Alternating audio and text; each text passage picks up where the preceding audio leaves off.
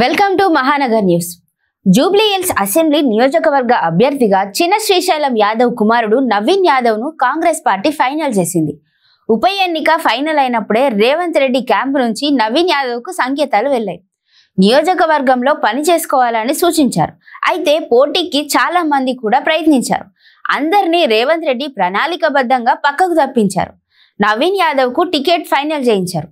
ప్రకటనకు ముందు ఓటర్ కార్డుల పంపిణీ వివాదంలో కేసు నమోదవ్వడం, ఓటు చోరీపై రాహుల్ ప్రచారం చేస్తున్న కారణంగా ఆలోచిస్తారేమో అనుకున్నారు. కానీ కాంగ్రెస్ రిస్క్ తీసుకోలేదు. నవీన్ యాదవ్ అభ్యర్థిత్వాన్ని ప్రధానంగా మజ్లిస్ నుంచి మద్దతు లభించింది. గతంలో మజ్లిస్ నాయకుడే నవీన్ యాదవ్. ఆయన కుటుంబానికి వ్యక్తిగత బలం ఉంది. ఇండిపెండెంట్ గా పోటీ చేసి బలమైన పోటీ ఇవ్వగలరు. అటు మజ్లిస్ మద్దతు, ఇటు సొంత బలం కూడా ఉండటంతో ఆయనకు టికెట్ ఫైనల్ చేయడంలో కాంగ్రెస్ హైకమాండ్ ఎలాంటి వేరే ఆలోచనలు కూడా చేయలేదు.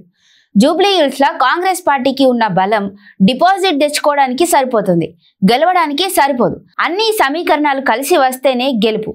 ఆ సమీకరణాలన్నీ నవీన్ యాదవ్ తోని కలిసి వస్తాయి. చిన్న శ్రీశైలం యాదవ్ కుటుంబం ఒకప్పుడు రౌడీయిజం చేసేదని అందరికీ తెలుసు. కానీ ఆ తర్వాత రాను రాను రౌడీయిజానికి చెక్ పెట్టేసింది.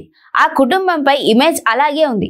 అందుకే ఇతర పార్టీల వాళ్ళని పార్టీలో చేర్చుకునే ప్రయత్నం కూడా చేయలేదు. కానీ మజ్లిస్ ఎప్పుడూ అలా అనుకోలేదు. ఛాన్స్ ఉన్నప్పుడు టికెట్ ఇచ్చింది. లోపాయికారి ఒప్పందాల్లో పోటీ చేయనప్పుడు అవకాశం ఇవ్వలేదు. వాళ్ళపైన ఓవైసీ సాఫ్ట్ కార్నర్ కూడా ఉంది. అందుకే నవీన్ కు టికెట్ ఇస్తే పోటీ చేయబోమని పరోక్షంగా మద్దతు ఇస్తామనే సంకేతాలు కూడా ఇచ్చారు.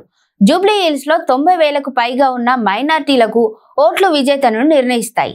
ఆ వర్గాల్లో నవీన్ యాదవ్ కుటుంబానికి పట్టు ఉంది. మజ్లిస్ మద్దతు ఇస్తే వాళ్ళు వేరే పార్టీకి ఓటు వేసే అవకాశం ఉండదు.